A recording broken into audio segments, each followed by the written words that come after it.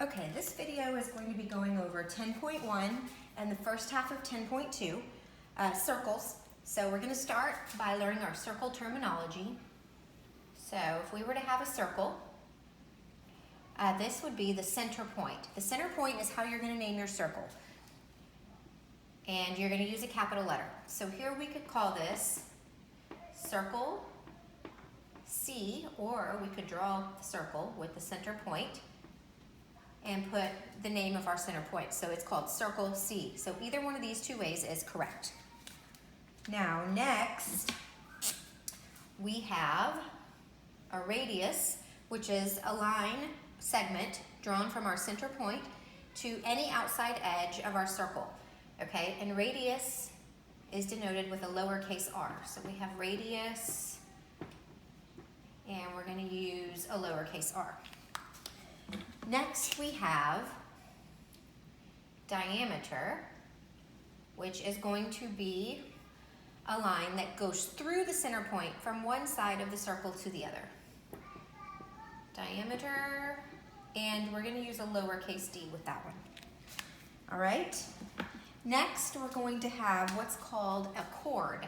So this is going to be a line that touches the circle in two places, but it does not go through the middle of the circle. So this one is a chord. All right, chord. And we name it just like we name any line segment. So if this was point A and this was point B, it would be chord AB, and it's a segment, so it would have a little segment line over it, just like that. All right, next we have what's called a secant. A secant is a line that goes through the circle. It does not go through the center point. It also intersects the circle in two places, but it's a line, it keeps going, so this is our secant. Okay, so we have secant. And if this was point D and this was point E, we would draw or label our secant like this, DE. Okay? All right, next we have what's known as a point of tangency and a line of tangency. If we have a line that comes off the circle like this, and it's a line, it goes in both directions. This actually intersects the circle in exactly one point, right there. So this would be our point of tangency, and this line here would be our line of tangency. Line of tangency, and then we have point of tangency. Okay?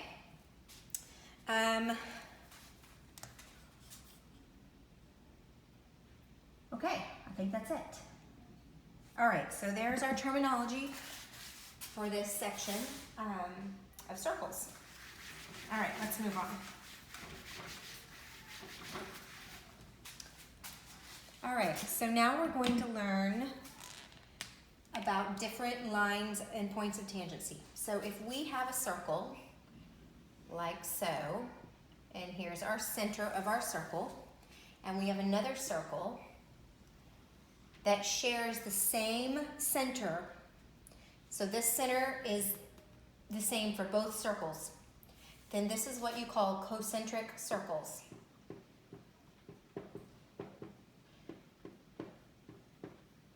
Okay, so co means together, centric, so they're sharing together the center of the circles. Okay, what if we have one like this? Here's the center of the big circle. Here's the center of the little circle. They're not concentric circles, but they do share one point of tangency, which would be right there. Another example. We have one like this, and we have one like this. Sorry, they're not supposed to overlap there. Let me do a little bit better job. Okay, so here are the center of the circles, and these two circles also share one point of tangency, which would be right there. So they actually touch each other in one place at this point, and that's their one point of tangency. What if we have one like this? All right, here's the center of this circle. Here's the center of this circle. These two circles actually do not share a point of tangency because they overlap. They're not touching each other in just one place. As you can see, they intersect right here and they intersect right here. Okay.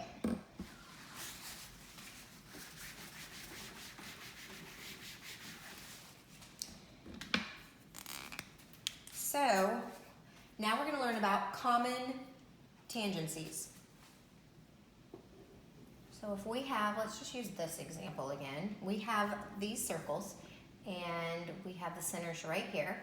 To find all the common tangencies, the first thing you're going to do is you're going to draw a line segment from each of the center sections. Okay? Now, are there any common tangencies? Well, we just talked about this one, right?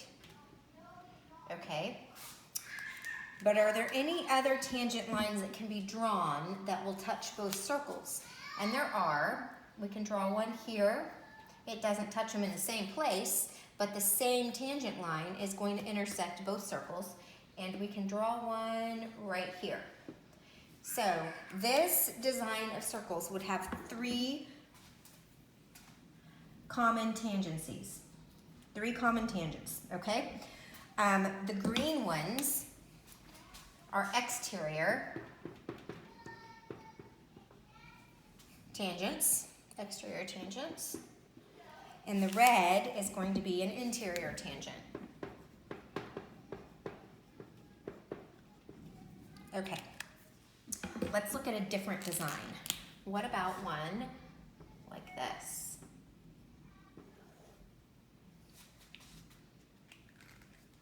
All right, so first we're going to start by drawing our line connecting our center points. Now, let's draw our common tangents. Okay, we're going to start with the exterior ones because we can see those right away. Okay.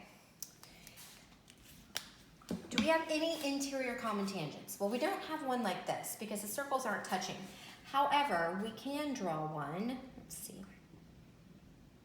Like this, and it's going to touch right here, and it's going to touch right here, and we can draw one on the other side, like so. Sorry, my sideways drawing skills are not amazing. Okay, so a setup like this, two circles set up like this, would actually have four common tangencies. It would have two interior and two exterior, whereas a setup like this, with the two circles touching, would have three common tangencies. Can you think of an example where they would have just two common tangencies? How about this one? How many common tangencies does this have? Again, let's draw our line connecting our two center points. Now we can draw the same exterior tangencies that we had on the other one, but we can't draw any interior tangencies at all. So this model would only have two common tangents. All right, that's it for this part. Go on to part 2 of the video next.